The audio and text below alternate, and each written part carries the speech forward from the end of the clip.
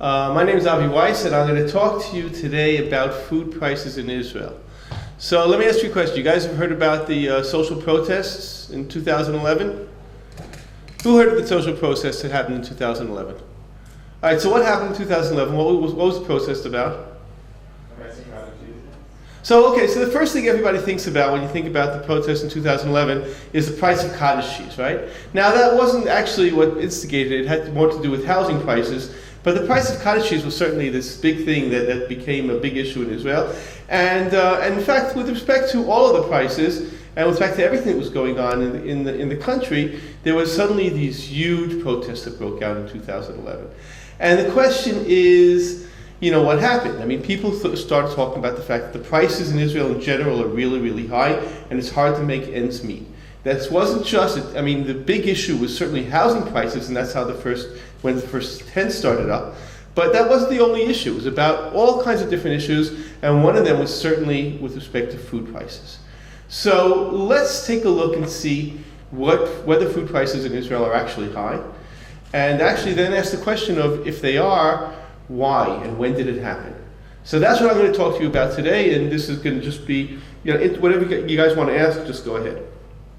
So I'm going to show you here the gap in food prices between Israel and the OECD. OECD is an organization of economic cooperation and development. It's basically an organization that binds together pretty much all of the developed countries. And I'm going to basically show you, take the price in Israel divided by the price in the OECD, see where you're at. And what I'm going to show you first, I'm going to show you prices in 2005. Now in 2005, which is well before our protest, if you take a look at what's going on here, you can see that for most products, Israel is not only not more expensive than the OECD countries, it's actually cheaper than the OECD countries. So this actually looks pretty good, right? It looks like we're doing pretty well. There's no real reason to protest. Here's 2011. Mind blown. Okay, what happened? Look at that difference. Look what happened. Instead of being cheaper, the black line means that the prices in Israel and the prices in the OECD are the same. Read a number above it. All right, so let's take the extreme number. The extreme number is 56%. That means the price in Israel is 56% more expensive than it is in the OECD. That's a huge number. And these are big categories. It's non-alcoholic beverages, okay? We got milk and cheese. There's your cottage cheese right there. It's 51%. It's 50% higher than it is in the OECD. And the question is, how did from 2005 to 2011, a period of 6 years, how did we go from a situation where we were doing great to a situation where prices were so high in Israel? And here's what I'm going to show you it happened. So I'm going to tell you the story. So the story has to do with commodity prices. Commodity prices basically means these are the inputs into the food that we're eating. So you've got here on the one hand things like, I'm sorry, the graphs are in Hebrew, but you got here things like grains, and you have oils.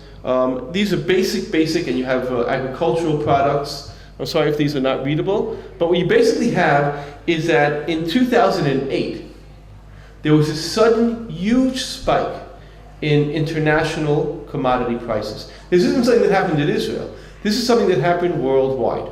Prices went sky high. They more than doubled in the course of just a few months. And what happened afterwards, and it was a result of all kinds of different discussions. They were talking about the Chinese suddenly increasing their demand for all kinds of goods and all kinds of different things that were happening that caused this to happen. But you're going to see that just a short time afterwards, the prices went back down. The only thing is that the prices went back down throughout the world, but they didn't go back down in Israel. And what I'm going to do now is I'm going to try to explain to you why that happened. In other words, what I'm going to show you, I'll also show you a graph of this, but I'm going to show you is that prices in Israel skyrocketed at the same time that they skyrocketed worldwide, because everywhere prices were going up crazy, but when they went back down everywhere else, they did not go down in Israel. Now let's try to understand why that would have happened. Well, first we have to understand the Israeli economy. Israel is what we call a small island economy. What's an island economy? When we think of an island economy, we think of Australia. But Israel is an island economy in that it does not trade, it cannot really trade with its immediate neighbors. That means that its ability to trade immediately starts with countries that are farther away, which means that there are transportation issues. It's difficult to trade. Trade is harder for Israel than it is for countries that have, contiguous countries, just sitting on their border that they can easily trade with, like European countries that can easily trade with their neighbors. So you're starting at a minus. In addition, Israel, being a small country, tends to have a relatively small number of local producers in each and every area. They don't have a lot of producers in many places. So in dairy, you just have like 3 companies maybe that are significant producers, and you don't really have much more than that. One of them is really huge, and the others are much smaller, and that's what you have going on. So we're back to our cottage cheese. Now, in addition to all of that, Israel also protects its local production a lot. It protects it from competition from abroad. It does this in a number of different ways. One way in which it protects its production is that it puts on tariffs. It puts quotas on and tariffs on. And the quotas basically say you can import, but you can only import a little bit.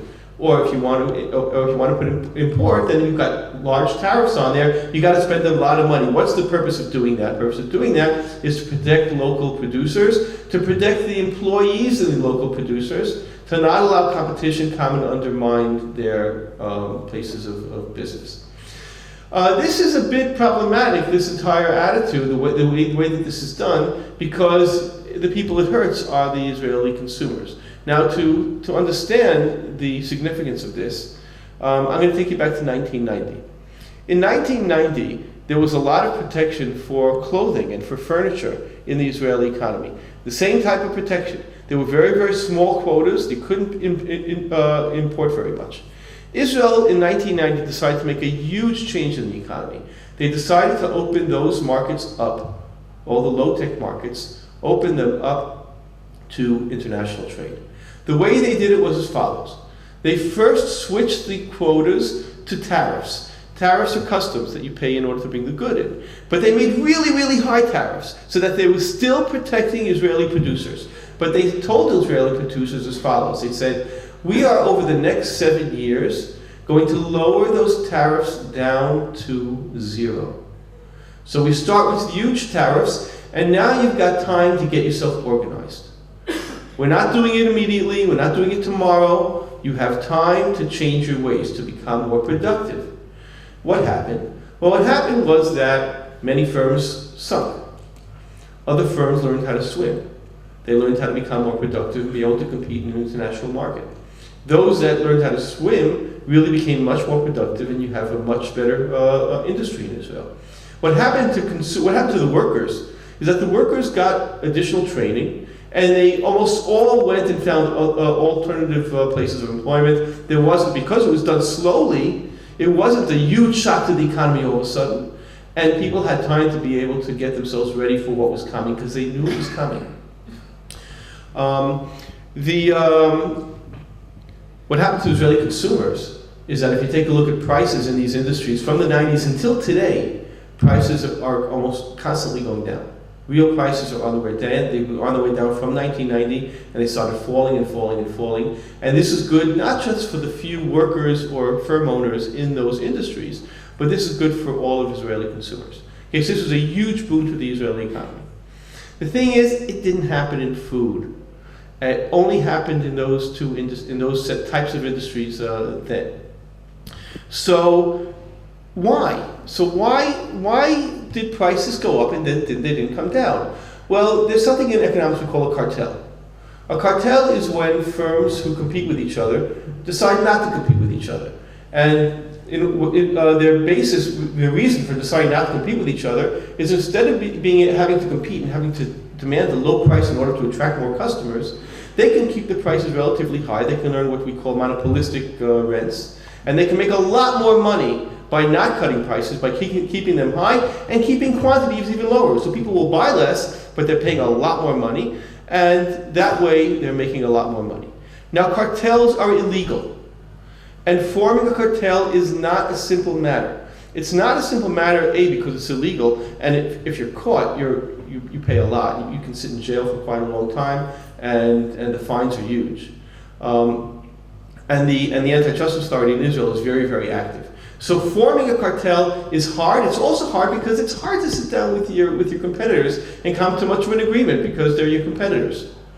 However, when an external shock makes the price go up by itself, not because of a decision between the producers, it's really easy not to bring them back down.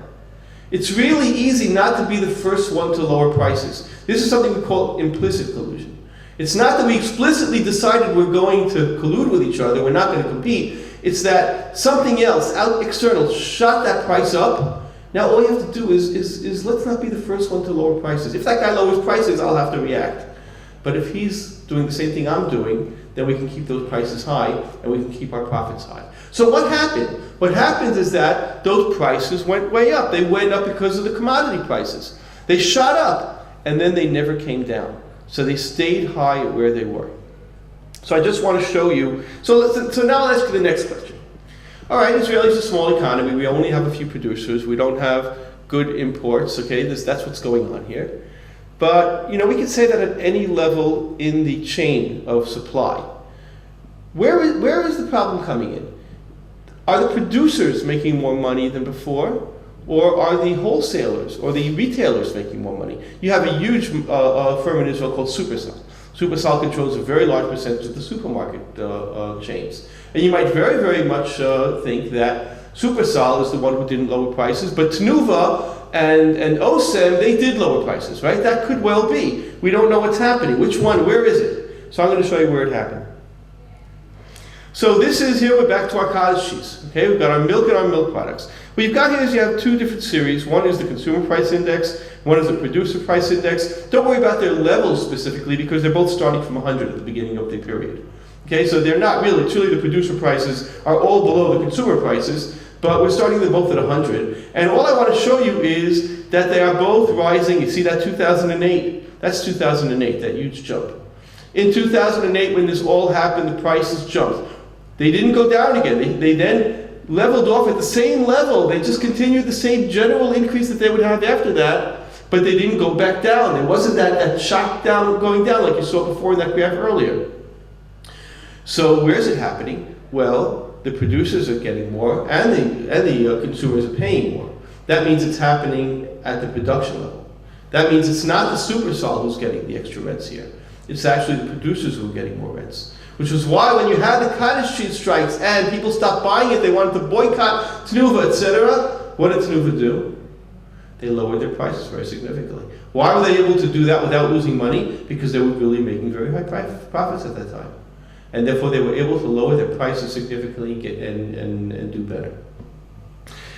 I know I don't have very much time, so I'm going to just finish this up pretty quickly. Let me just show you imports, the share of private expenditures. So in 1996, these were all the different, a whole bunch of different categories. You can see that food was actually imported very, very little, much less than any of the other categories. If you now take a look, I assume you can read that. Shoes, clothes, furniture and home equipment, perfumes and cosmetics, those are all the things I told you about before. 2011, everything's being imported more, a lot more, except for food. Food's not being imported more. Now the last graph I'm going to show you is this one right here. Here what we have here is we have a breakdown of the different food groups. And on the y-axis and the axis going up, what you have here is how much of your food expenditure you're spending on that category. So you're spending about 18% on bread and grain products, about 16% on meat products, etc., etc. What you have going the other way is the share of imports. What percentage of those goods are being imported? Now I just want you to pay attention to what's happening. The ones that we're importing very, very little are the ones that we spend the most money on. The ones that we're importing a lot are the ones that we spend very little money on. Well, this is backwards, isn't it? In other words, what we need is we need to open the market to imports more. In other words, what is wrong with the Israeli economy? Are prices high? The answer is yeah, they're high. They're high relative to the other countries, the other developed countries. Why are they high? This is the answer. The answer is, how do you solve it? Well, how to solve it is clear, right? How do you solve it? You open the market to more imports. And the other thing that's very important, by the way, is something called standards. Standards is basically when you want to import something into Israel, you have to go through a standards committee that checks whether or not it fits, it's appropriate for Israeli consumers. that is a very, very lengthy and a very expensive procedure. And many people, including when, on the Traffic Work Committee, which I was a member of, we talked about not getting rid of standards, but saying that if a good has a recognized European or American standard, don't make it go through the process again. Accept that standard as saying it's okay, and then allow it to be imported simply. So those types of things could make our market cheaper, can make food much less expensive in Israel, and I wish you all good luck in your studies.